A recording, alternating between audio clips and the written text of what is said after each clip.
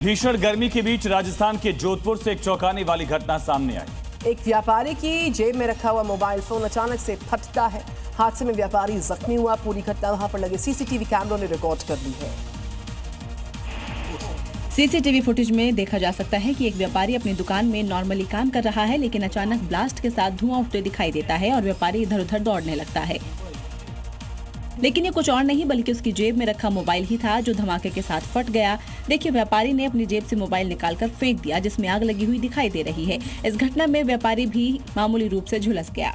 लेकिन सवाल यह है कि गर्मी में क्यों फटता है मोबाइल। और जोधपुर से सामने आई ये घटना सिर्फ एक हादसा नहीं बल्कि गर्मी के मौसम में इलेक्ट्रॉनिक डिवाइस के इस्तेमाल को लेकर एक बड़ी चेतावनी भी है।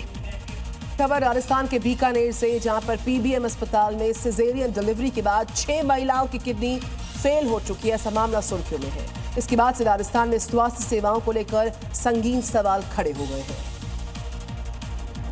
क्योंकि जिन महिलाओं की डिलीवरी हुई उनके परिजनों का कहना है कि अस्पताल में आने के बाद ही महिलाओं को समस्या हुई, लेकिन डॉक्टर का कहना है कि वो ध्यान रख रहे हैं। लेकिन एक साथ 6 महिलाओं की किडनी फेल होना, वो भी सिजेरियन डिलीवरी के बाद, सवाल तो खड़े होते हैं। फिलहाल स्वास्थ्य विभाग की जांच जारी है और रिपोर्ट आने के बाद ही वजह साफ हो पाएगी। लेकिन ऐसे मामले सामने आने से सरकारी स्वास्थ्य व्यवस्था पर कई सवाल जरूर खड़े हो गए हैं। डॉक्टरों की लापरवाही थी? क्या ओटी में इन्फेक्शन का खतरा था? क्या दवाइयाँ और इंजेक्शन में गड़बड़ी की गई? और लापरवाही का जिम्मेदार आखिर कौन है? और इसी बीच एक बड़ी खबर है, बोलीविया से जहां सरकार विरोधी प्रदर्शन तेज हो गए। यहाँ पर प्रदर्शनकारियों ने 100 से ज्यादा सड़कों को जाम कर दिया। राष्ट्रपति रोड्रिगो पास के इस्तीफे की मांग कर रहे हैं। पुलिस ने दर्जनों लोगों को गिरफ्तार किया मौके से। 100 से ज्यादा सड़कें जाम की गई, ब्लॉक की गई हैं। पिछले 1.5 महीने से बोलीविया में सरकार विरोधी प्रदर्शन तेज होते जा रहे हैं। तो जहां एक तरफ दिल्ली, राजस्थान में एक बार फिर गर्मी की वजह से लोगों की परेशानी बढ़ गई, वहीं यूपी और बिहार के कई हिस्सों में मौत वाली आंधी चली, जिस वजह से बिहार के सीतामढ़ी में 5 लोगों की जान चली गई। जबकि यूपी में पेड़ गिरने से एक बुजुर्ग की जान चली गई। ये तस्वीर यूपी के उन्नाव की है, जहां तेज आंधी और तूफान ने ऐसी तबाही मचाई कि यहां एक शख्स की मौत हो गई। तूफान की वजह से साइन बोर्ड सड़क पर गिर गया, जिस वजह से सड़कें जाम हो गई। कई घंटों तक बिजली पूरी तरीके से ठप पड़ गई। इस दौरान आंधी तूफान की वजह से ट्रेनों की रफ्तार भी रुकी। तूफान की वजह से पेड़ की टहनी रेलवे लाइन में जा गिरी, जिस वजह से कई घंटों तक ट्रेन ट्रैक पर ही खड़ी रही, जिस वजह से पेपर देने जा रहे छात्र और उसके परिजन। और इसी बीच एक बड़ी खबर है तेलंगाना से, जहां कई जिलों में भारी बारिश हुई है। हैदराबाद के कई इलाकों में पानी भर गया।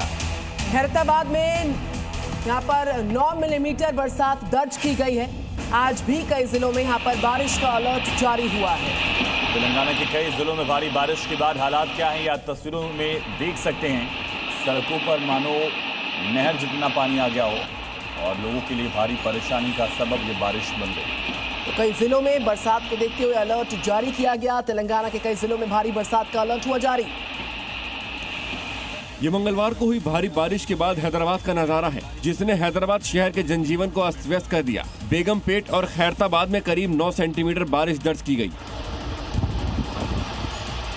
टैंक बंद और सचिवालय के पास पानी भरने से ट्रैफिक पर भारी असर पड़ा। हालात ऐसे बन गए कि अधिकारियों को सड़क पर उतरना पड़ा। हाइड्रा डिजास्टर रिस्पांस फोर्स की टीमें कई इलाकों में गिरे पेड़ हटाने लगी।